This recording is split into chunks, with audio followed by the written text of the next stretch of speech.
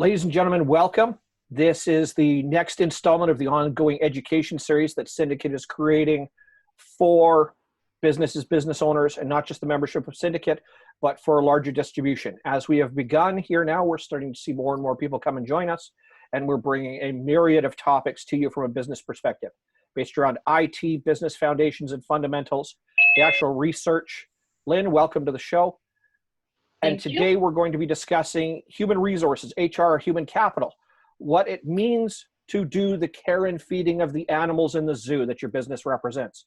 Now, whether your business is larger in scale, whether you are an employee, or whether you are a one-person show, having a regular program of taking care of the people, key stakeholders, managers, and leaders of your business is vital. Businesses that succeed and succeed very well are known for taking care of their employees first. In fact, human capital is the one asset in business that consistently grows if it's invested in over time.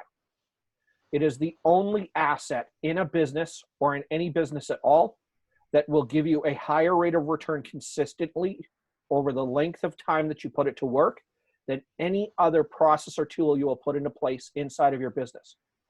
So why do businesses spend so little time investing in their people? And often what I will see in my role being exposed to small and medium businesses is the absolute opposite. It's that treating people as expendable or exchangeable inside of businesses, to treat them as appendages or tools, and often to not invest in them with the right outset or the right mindset or plan from the very beginning.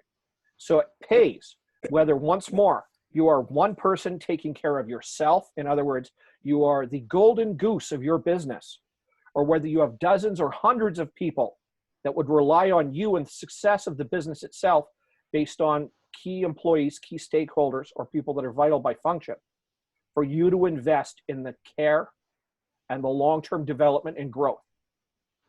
It is a strange comparison to hear business owners talk about not wanting to invest too much in employees or employee development, because if I make them too valuable or too indispensable, they're going to leave.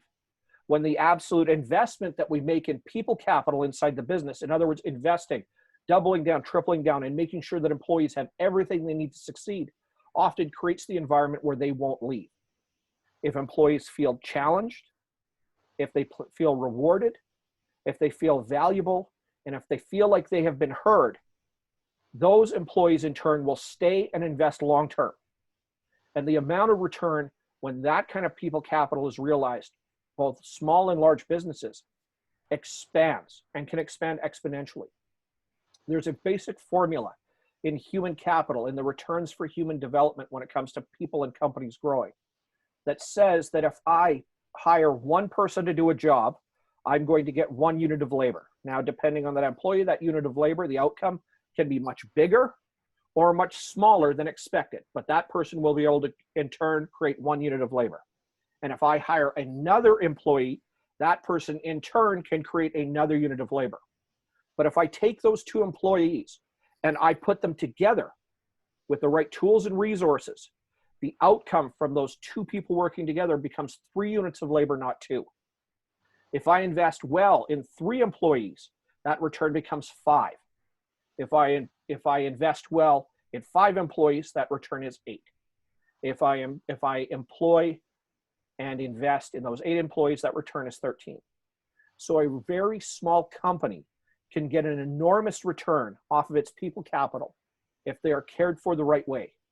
Now, for those that are joining that might be solopreneurs or may instead be employees for companies, your own investment in your career development, in other words, the actual technical skills that make you very good at your job, your competencies, in other words, what you're really good at when you wake up in the morning, you develop through life, and then your outlook and mindset, in other words, knowing what your expectations are critical.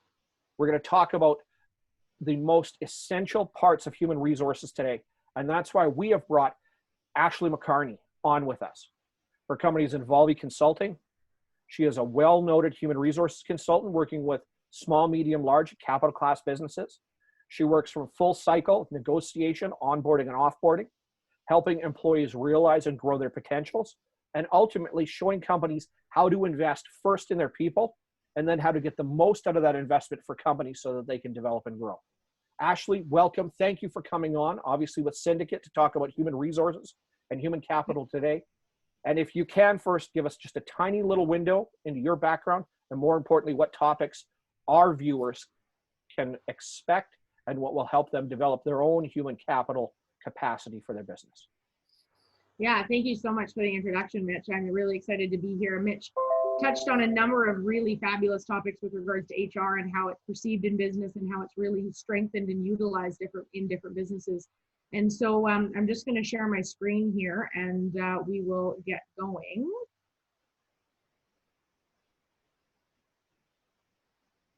All right. Can you guys see my screen? Absolutely. Okay, perfect. So with regards to today's topic, 4 HR tools every business needs for their people, you know, I want to first talk about who is HR. So my background is long-standing HR. I've been in HR for about 15 years, working for a various number of companies, whether it's a sole proprietorship, whether it was a publicly traded organization across North America, very large global retail brands, not-for-profits, and a number of others. Whether I was an employee or a consultant for those organizations, I've been exposed to a number of different employee situations. I'd like to say I've seen it all, but there are still times where it's something new comes across my desk.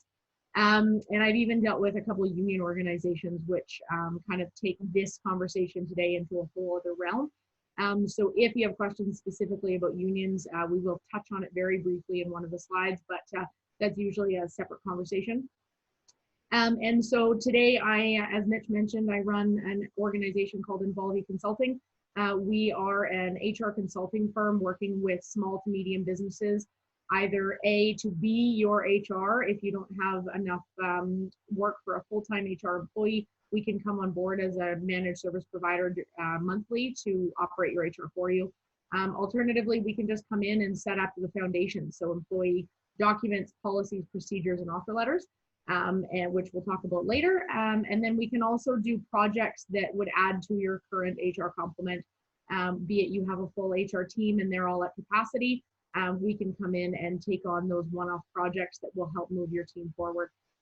So first, before we go into today's full presentation, I want to talk about who is HR, because there's a lot of misconceptions out there, and there's a lot of people that say, oh, HR is just an administrative function. And that's usually because we're not a direct revenue generator. There is no balance sheet to say HR and this many sales. And so very often, and in the past, it's been considered more of an administrative cost function, which hasn't necessarily put HR at the table. It hasn't welcomed it as a strategic partner. But HR is a key partner within the leadership team. And assists with a number of initiatives, essentially anything pertaining to your people or your human capital, as it's now termed. So today we're going to discuss 4 key HR tools for businesses, whether you're a small to medium business or even a large business. Some of these will always pertain to you. And so we'll feel free to jump in if you have questions throughout the presentation, but we'll also leave time at the end for questions. So the first topic we're going to cover is legislation requirements. The second topic is up-to-date employment agreements, offer letters, policies, procedures. Those create a really great foundation for your business. And then keeping a pulse on your culture. Culture is more of that soft skill. It's more of that, how is everybody feeling? How is everybody doing? Are my employees engaged? Are they coming to work for more than just a paycheck? i.e., do they care about our organization and the business that it does and our customers? And then lastly, we're going to talk about strategic planning, contingency planning, and do you have a plan for your human capital? You know, there's a lot of that discussion today with the pandemic, so we're going to touch on that at the end of the conversation. So kicking it off with the basic rules and regulations, you know, legislation requirements are the driving force behind any recommendations, or a lot of the recommendations that whether your HR professionals are making, whether you're talking to employment lawyers or you've got an HR consultant in your back pocket. A lot of the base of what they're recommending or suggesting is from these legislation outlines. So the first one is Employment Standards Alberta. I've put a link to that in our chat today, and I will continue to put the links to all of these mentioned websites on the chat as well. And so employment standards provides the minimum standards with which an employee should be treated and what they are entitled to. It covers such areas as vacation, overtime, job protected leave, termination, stat holidays, etc.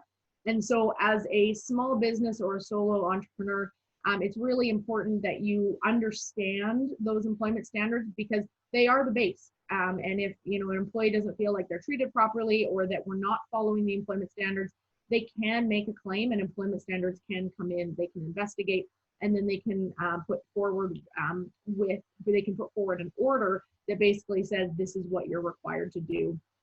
Alberta Human Rights protects Albertans from discrimination in certain areas based on specified grounds. The purpose of the Human Rights Act is to ensure that all Albertans are offered an equal opportunity to earn a living, find a place to live, and enjoy services customarily available to the public without discrimination. And so it's really important to understand those items when it comes to human rights. We're talking about race, religion, sexual orientation, whether you're married or not, where you've come from, where you live. All of those, including others that I didn't mention, are called protected grounds.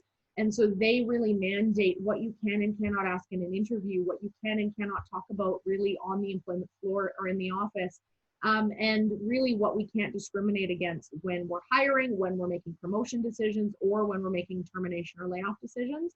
And so those complaints can go right to the Human Rights Office. And if you are convicted of having a human rights offense, then it is publicly put on their website. And it is public knowledge. So that's something you really want to mitigate your risks with. Next is the CPHR Alberta.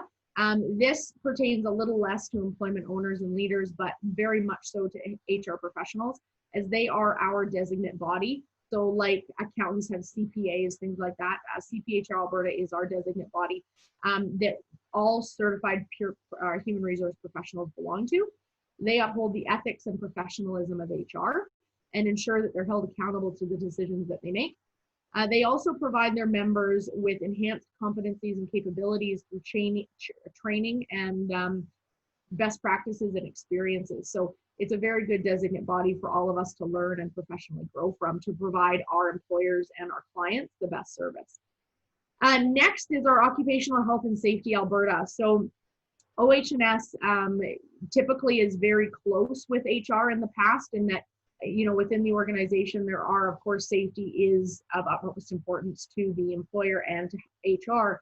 But most recently, in the most recent updates, they've actually taken on the workplace violence and prevention, workplace harassment, violence and prevention section of what used to pertain to HR. So now employers are actually legally obligated to have a harassment and violent prevention policy and an investigation program that's published so that all employees understand the process.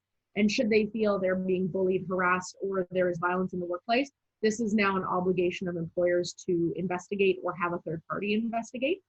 So if you have questions on that, we can talk about it further. And then, as I said, we're going to touch briefly on collective agreements, which are for unionized environments. So all you have to know is if you're dealing with a unionized environment, or you have a client that's unionized, or you eventually become unionized, the collective agreement is the binding agreement that holds the employer and the union accountable to what the employees are entitled to. And very often the collective agreement will supersede the Employment Standards Act, which we talked about first. So just keep that in mind, that not all the Employment Standards Alberta Act applies to those unionized environments, but there is a lot more details that need to be discussed there. So don't take that word as the beginning and the end of that topic. And so really, when it comes to basic rules and regulations, this ties in very well to the next slide here when it comes to the fundamentals of your organization. And so, a lot of people think, oh, no big deal, policies, procedures. I trust my employees. I've hired them all. I'm the owner of the company, and it's just kind of grown organically. And I trust everybody. We all know what we're doing. But there comes that point where you realize that your business is growing faster than you recognize. You're hiring more employees. And there are some employees that aren't being held to the same expectation, or that aren't performing, or that don't know how to expense something, or that misuse company resources. And so a good foundation of policies and procedures is really key in 95% of organizations.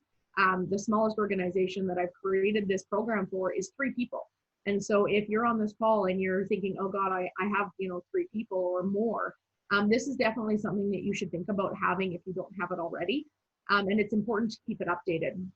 So when we talk about employment agreements and offer letters, there's a different distinction between those two. So an offer letter is typically, it's short, it's sweet, it's positive, it's welcoming, it has salary, vacation, benefits, and maybe some termination clauses within it, as well as a detailed job description. Basically introduces the employee to the job that they're being offered and provides very high level information that they're interested in. Oh, my apologies, it changed slides there.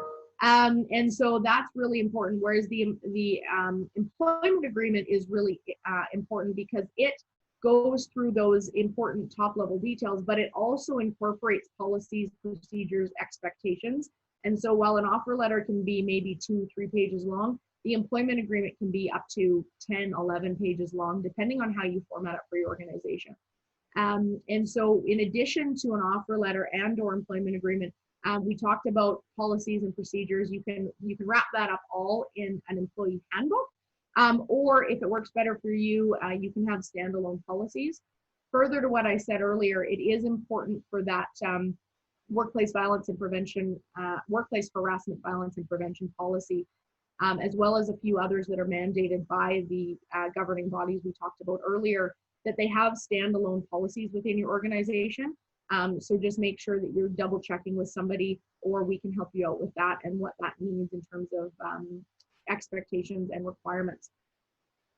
Operational policies are also really relevant to employees. So we talk about expense policies, vehicle use policies, health and safety policies, etc. So it may not be everything pertaining to their employment relationship with regards to their relationship with their job, but these are also expectations that are put on them as the employee to uphold the brand, uphold the company messaging, and uphold the company expectations with regards to P&L budgets and costs and things like that. Next on our list, we're talking about culture.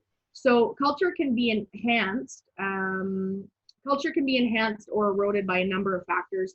Some of them you'll be aware of, others are hidden until it becomes a problem. And as I said earlier, culture can be either that touchy-feely, how is everybody feeling, do you enjoy coming to work piece, or it can actually be tracked by statistics, which we'll talk about on the next slide. So in order to understand your culture, be proactive and keep a pulse on it. So communicate to your staff transparently as often as possible. If they get the sense that you're, as the leader, are hidden in your office and making all these decisions and they don't know how they're contributing to the larger picture, that could create perception, and perception is reality unless we communicate it otherwise. Be aware of your social cues and active listening as a leader, whether this is to your clients or to your employees. It exudes what you feel as your organization's culture is and how you want to operate. So that's really key.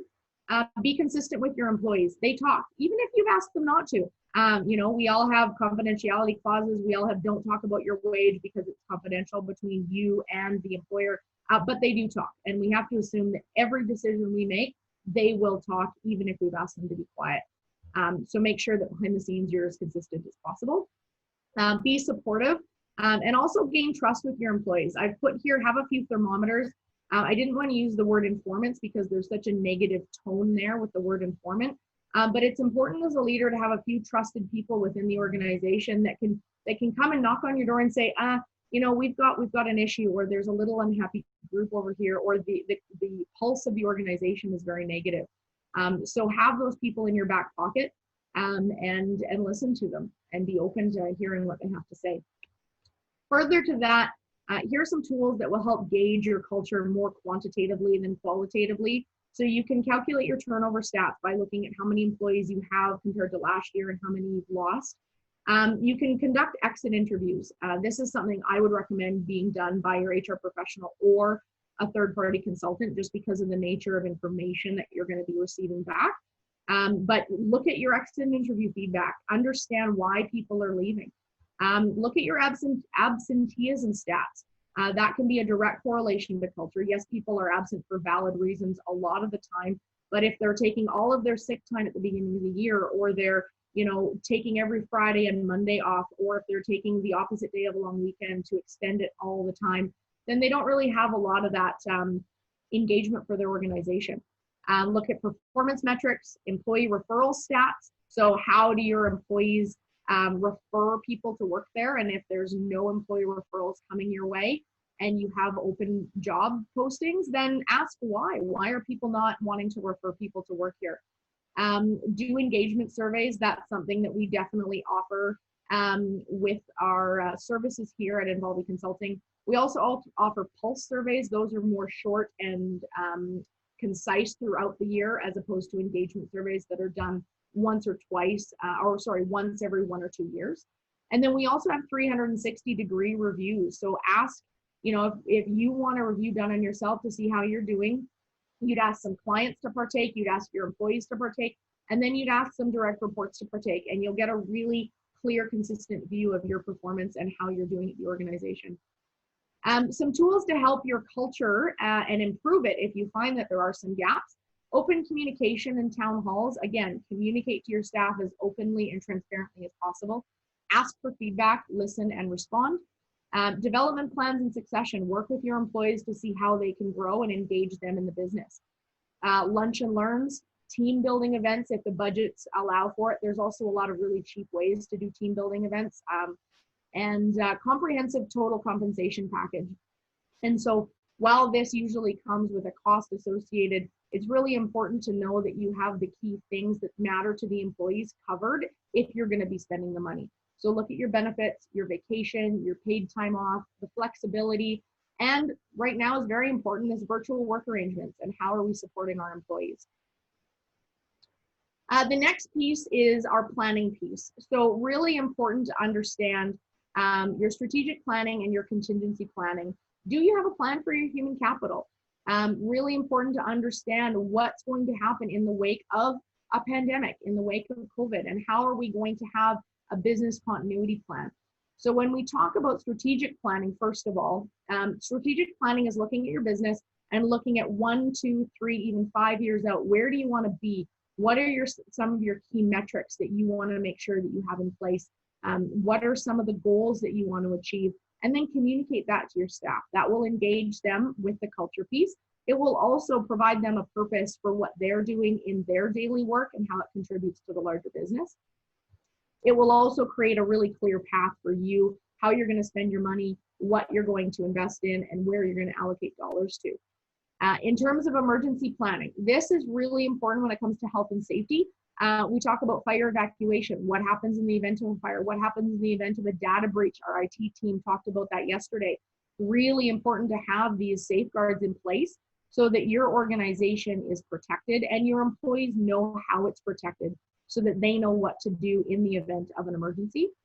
And then this business continuity planning has become much more prevalent in the last few weeks than it ever has been before.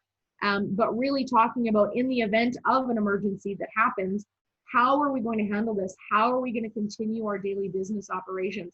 I've got one previous client of mine that set up drop sites all around Edmonton in the event of COVID becoming what it is today, so that there's documents all around Edmonton in different places that employees can go, access one-on-one so that they can still self-distance and social isolate, but, that the resources are there for them to continue their business.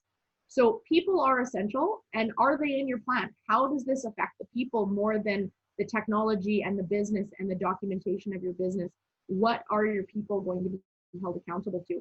So when we talk about planning, some best practices for your plans. Don't just have a plan for the sake of having a plan. Make sure you understand it. Make sure you're, as the leaders, are bought into it and that you've communicated it to your staff. Have an external consultant lead the project. And this is really key for small to medium businesses. Larger businesses will probably have somebody on staff dedicated to this. But for a small to medium business, you guys are running day in, day out, managing the business, operating the business, meeting with your clients, doing business development. And so sometimes these plans are done on the side of a desk and they don't really get the care and attention that they need, or they take way too long to complete and implement. And so if you have an external consultant available to take on that task, it will save you time and money for sure. Assign key people internally to be on the planning committee. You want to make sure that you've assigned key people that are in charge of different areas to provide input to this plan, so that not only do you get their buy-in, but that you don't miss any crucial steps. Review the plan against your business needs. Review the plan annually with someone designated to update it when needed. So if something happens and you need to, adjust the plan, or you've got a staff phone list as part of one of your plans and somebody leaves, have somebody there that can update it as needed on an ongoing basis, instead of doing that once a year. And then again, review it annually. Make sure that if new legislation comes up, or new requirements come up, or your business has fundamentally changed, that your plans evolve with your business. And last but not least, hold people accountable to their deliverables. Make sure that if you've assigned something to somebody, that you've got the abilities to say, okay, hey, Sally, did you end up completing this? Or Joe, hey, can you help with this, and make sure that it's done? And where are we with this? Otherwise, again, it will be on the side of your desk, and you'll get to it when you get to it, and things will start slipping through the cracks. And then you'll also potentially lose engagement of your employees when it comes to planning and getting the plans implemented. So in summary, and I realize that we're a little early on time, Mitch, but key HR tools for the business that we've covered are legislation requirements. Make sure you have up-to-date employment agreements, offer letters, including any related policies and procedures, so that you have a good foundation for your business. Keeping a pulse on your culture and understanding where your employees are at, and how you can make the environment potentially more positive or more inclusive.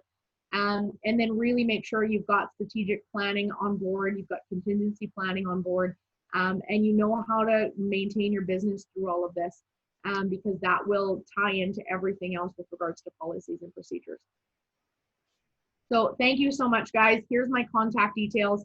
If you have any questions or need to reach out, we'd love to help you with any needs that you have for your business.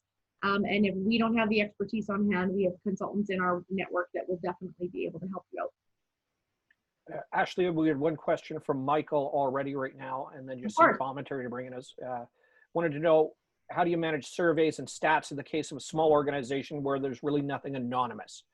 And what I said to him was that there are a couple of strategies and even tools that we can use. Yeah, sorry, Mitch, you broke up there, and I'm just going to come off the chat and see if I can see it. How do you manage surveys and stats in the case of a small organization? So yeah, really good question, Michael. It is tougher. And usually in a larger organization, if there's a department of 6 or less people, all of those departments together get lumped together to provide those statistics so that it continues to be anonymous. But in that organization, when you're just small and you want to create that anonymity, having a third-party consultant send out the survey information, have them analyze the survey data, and then just send the executives or the owner an executive summary of what was said, I think is the best way. It's really important when you're doing an engagement survey or a pulse survey to let the respondents know that the multiple choice or the question responses will be anonymous, but the text, if there's any text boxes or comment boxes, that those will be provided back to leadership verbatim, in a sense that will let them know that, hey, if I put Ashley is very unhappy with leadership, that verbatim will go to leadership. So that would encourage them to disguise what they're writing and still get their point across. But I hope that answers your question. Michael, thoughts? Yeah, I've got a small organization, so I interact with everybody on a daily basis, and I've been fortunate that I've got a very good team, and so I try once a month, except for last month and this month, unfortunately, to go for team lunches to chat and just kind of go over stuff, and just as a way to not be in a formal setting. And I've found a lot of success with that, but I definitely want to be proactive about interacting with my staff to make sure that they're being taken care of, that they're happy, that I don't get blindsided by, a resignation letter and stuff like that. And so, yeah, that was where my question was, just how do it's always easy to ask the question, I find. It's really getting them to actually answer it, which is, I find, the problem for a lot of things. Is it's always easier to ask the question than actually get honest answers. So And another solution to that, Michael, is, I mean, it sounds like you've got some great engagement things going on where you're in touch with your staff, but again, you don't know what's underneath the covers, right? So having a consultant or a third-party individual like myself on call is a really good way of communicating to your employees, hey, you know, while I understand I'm the owner of the business, there are certain situations that you may not want to talk to me about. So here is our HR representative for you to reach out confidentially if you want to talk, if you've got issues.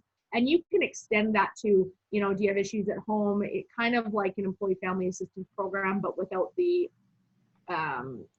certifications of like a psychologist or anything. Yeah. And that will allow them a vehicle to have those conversations. And then, you know, we could just communicate that, you know, should it be work related, that a summary of concerns will be provided to the ownership group monthly or something, so that you get some feedback, but it may not be direct from the employee. If I could, with what That's Ashley's really saying as well, Michael, and in relation for you and your smaller business, this is also a time and opportunity through, let's say, outside consulting and helper assistance, or through education services, seminars, et cetera, to add some new essential tools in your data, in your toolbox, if you will. Our ability to solicit feedback is usually grounded on how comfortable we are asking people questions.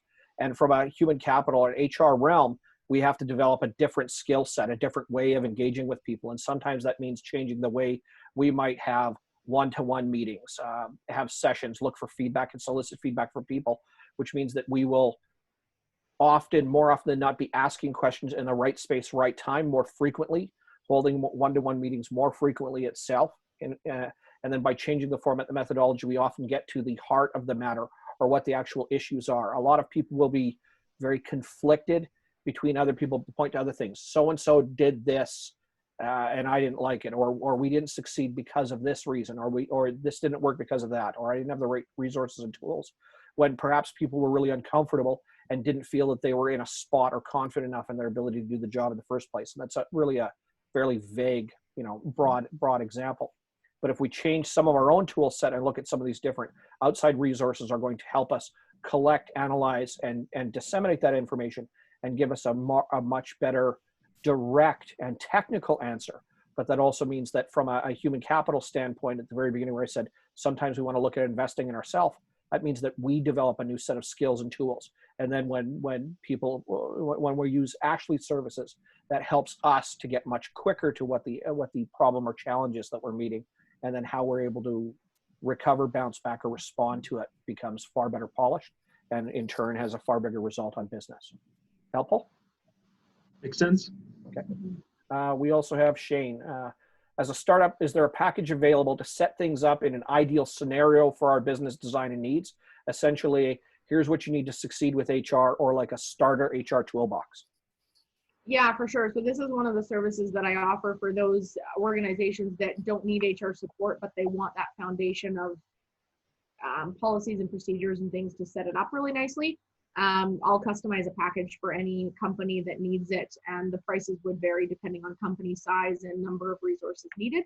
But that is definitely something that I offer. Awesome, thank you. Yeah. Shane, was there a technical part to that question as well, or just base information? Just base information. Document storage and everything else like that is all something I can take care of. It's more making sure we have the right policies and procedures in place as we decide to grow our business and stuff like that. So. Okay, awesome. Thoughts or ideas from the rest of the...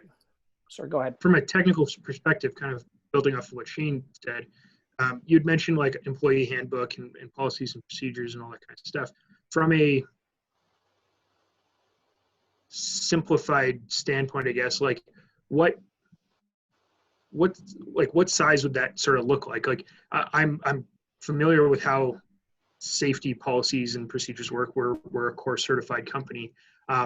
Even whether I was 2 people or 20 people, my core manual just to meet legislation-based requirements is like 150 pages. Like there's no way around that just because of what needs to be in there. Yeah. From a HR perspective, in order to make something obviously not 100% like what like Stantec or PCL or somebody like that would have, but to cover your bases like you were talking about, like what would that what could we anticipate that being in terms of the number of policies and procedures that we would be needing to implement, and then obviously monitor and update potentially and whatnot? Like, how big would a good starter package be?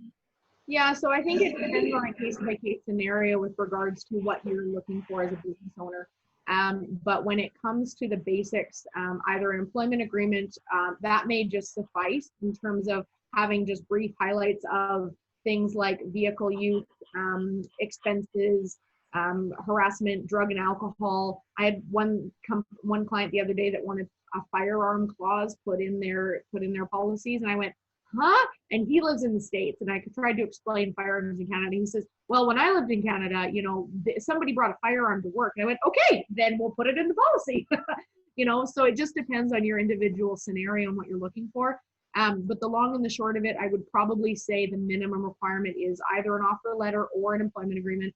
And then your drug and alcohol policy, being that, you know, that's prevalent, and especially because cannabis is now legal, that's kind of ties into that core audit, occupational health and safety piece, but falls more in HR. I would definitely have the workplace harassment and violence protection policy as a standalone that gets reviewed every year along with your program regarding that, if it's not already in your core package. And then realistically, it's just a brief set of expectations in terms of what do you expect your employees to operate by? What do you intend them to speak about your brand? Like, do we want to hold them accountable to social media posts and talking about the brand? You want them to represent it in a good way. All of those touchy feels that, you know, you can look at an employee and say, no, that I didn't like the way that you handled that, or no, I expect you to do it this way. The other really key thing with all of this that I haven't mentioned is performance discipline and performance management. You know, it encompasses that. It's within that culture piece and holding people accountable to the jobs that they've been hired to do. Because if you let accountability run ragged, or you're not comfortable having difficult conversations, that can be, I don't want to say the demise of your business, but it could potentially be the demise of your business depending on how big the snowball gets. And so having the skills to have those difficult conversations, having the policies to back it up, really will help you navigate your business too. And again, we can help with all of that. But the short answer to your question, Michael, is I'd say 3 or 4 different documents and expand it from there.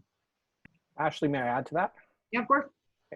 Okay. To help as well, Michael, the smaller the business, the more these documents tend to bleed together. Like in many instances, the larger the organization, your call it your standard operating procedures will be separate, or there'll be your operations manual. Then there'll be human resources or human capital manual, which will govern everything to do with the people. And then there'll be safety and safety policy and procedures. So the smaller the business, the more this tends to blend together. But what you're looking for from a documentation standpoint has a few characteristics. There is the overall internal operating policies and procedures for your business. There would be the standard operating procedures, in other words, the way business is transacted by itself. And then there's any legislation that is governed by any portion of the business that you're in. So as long as your employees will have access to that information, and that can be digital documents, paper-based documents, that can be as small or as simple if you're looking to really downsize the amount you're going. My manual is 150 pages in size. If you have links to external resources like legislation mandates through Alberta, for example, or Government of Canada, or for your own legislative or governing bodies in charge of aspects of your industry or certain roles, you know, if you're employing welders, scaffolders, if you're employing surgeons, if you're employing nurses, whatever it is, that portions of the legislation, standard operating procedures, or internal policies that you have, meaning that my people can or can't talk about this, or can or can't do this, or can or can't wear this, for example, that needs to be specified. But otherwise, that outside legislation we can have attached in the form of links, identifiers going out to outside bodies, et cetera. So that could cut down the size of your document if you're really worried about that. And then when employees come in dependent on roles given time, you can have your company specifying or specializing, call it the employee handbook as opposed to the master employee handbook, which shows the pertinent parts towards their role, where they can find extra information should they have questions or comments. And then to Ashley's comment, when it comes to employee discipline, performance, et cetera, whatever we also don't state from a human resources policy perspective, we cannot directly interact with our employees unless we have it specified in the form of a policy, procedure, legislation, et cetera. So if we have certain behaviors, characteristics, or expectations we don't have it in writing, we can't be punitive with our employees. In other words, we can't discipline them for something that we haven't bothered to tell them is the way that we expect them to do that too.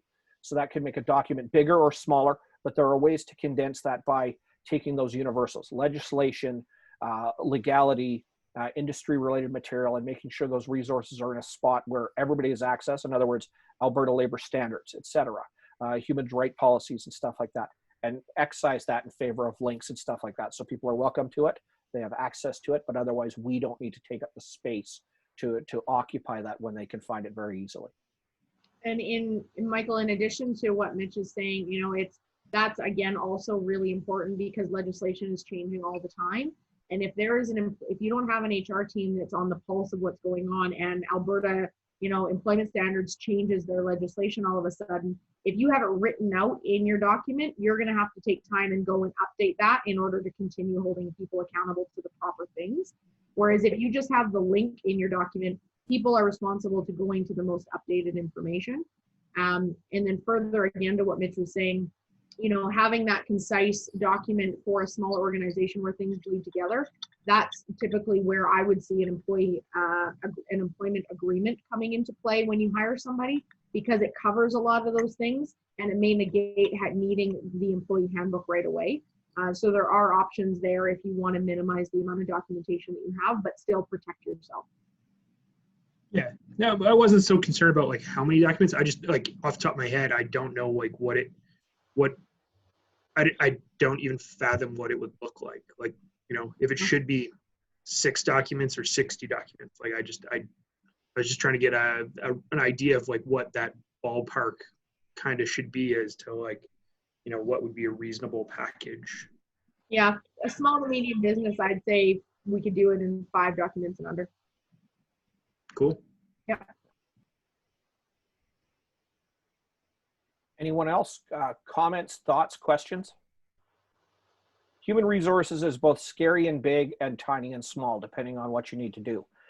The less of you there are, the less you need to take care of. The more of you the more you must mitigate and plan. Human resources in many extents to start with is not any different than safety, which is we are looking to mitigate risk. We're looking to reduce risk, reduce liability, and make sure that we take care of the welfare and the safety of our employees. That's why safety and human resources goes hand in hand. Now, where human resources or human capital comes in other words, performance, maximizing people, that's where good HR or competent HR compared to great HR really differentiates. Great HR, human capital, and I'll use that term interchangeably, really just means maximizing the people in your business. You know, operating policies and procedures talks about the way stuff works. Operating manuals talks about how tools work. Legislation talks about the legality of the way we must govern ourselves or operate our businesses, etc. And then there's those parts where it comes down to employee behavior. HR helps to navigate that. Human resources helps to navigate through those bits and pieces.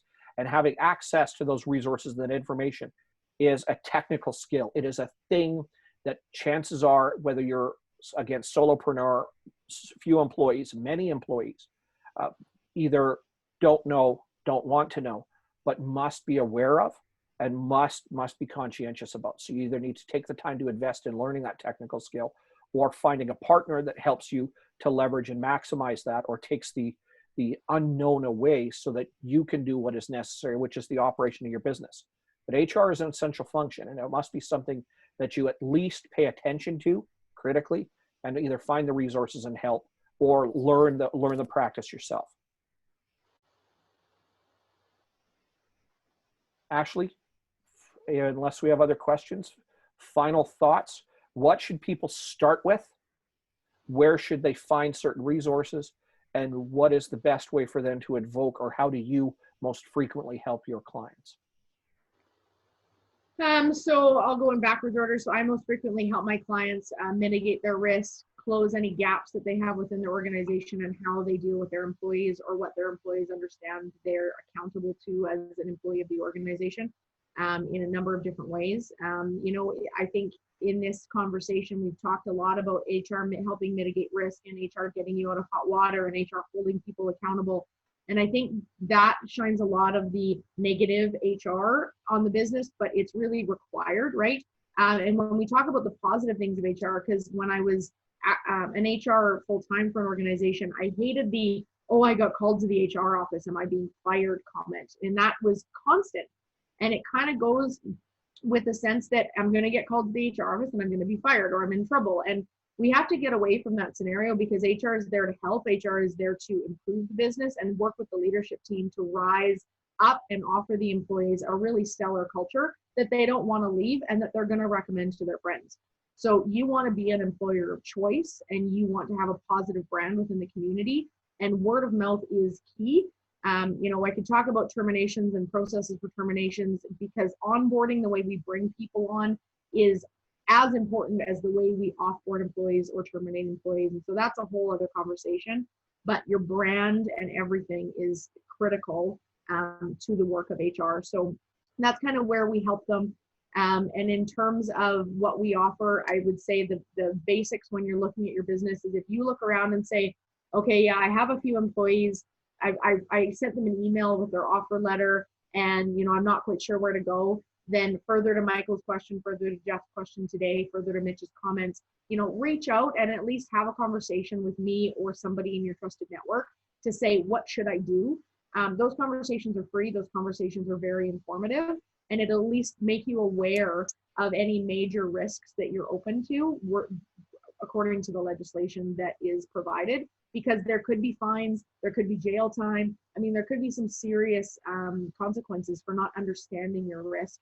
And they don't accept the, well, I didn't know comment. So be informed, stay ahead of your business, and use HR as a resource.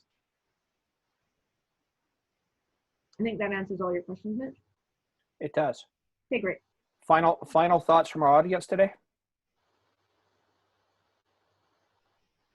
This is Shane. I found that quite informative. Thank you. As a startup business, wanted to make sure that, you know, I was listening in on this conversation, or on this presentation rather, so that I understand from, as an owner perspective, what my potential liabilities are, from at least from a high level anyways. And so thank you for this presentation, Ashley. It's been quite informative. Yeah, I appreciate it. Thanks. Ladies and gentlemen, fantastic. Thank you for joining us today. Of course, coming up over the next week or two, this webinar will be available for digital distribution as well, so you'll be able to review it and come back to it at any time, and also through the Cyndicate network as well. So for those guests that came and joined us, or for those that are a member of the tribe, as we like to call them, we're going to be bringing Ashley back on a regular basis to answer questions, go through these webinars, and also make this part of the digital library for education that is free to the business marketplace and to business at large as well. So if you have questions or comments, do not hesitate to reach out to Ashley or myself. You can find us through the Cyndicate organization itself, through Ashley's information, of course, on her splash screen. And we look forward to seeing you on our next Cyndicate webinar through this Cyndicate Talks. Ashley, thank you for joining us and sharing your expertise today. For everybody else, and for those that are watching this in the future, do not hesitate to reach out, because education is free, and it is up to you to make sure that you are maximizing it for yourself as a business owner. Have a wonderful day and a great afternoon. Talk to you soon. Thanks, Mitch. Thanks, everybody.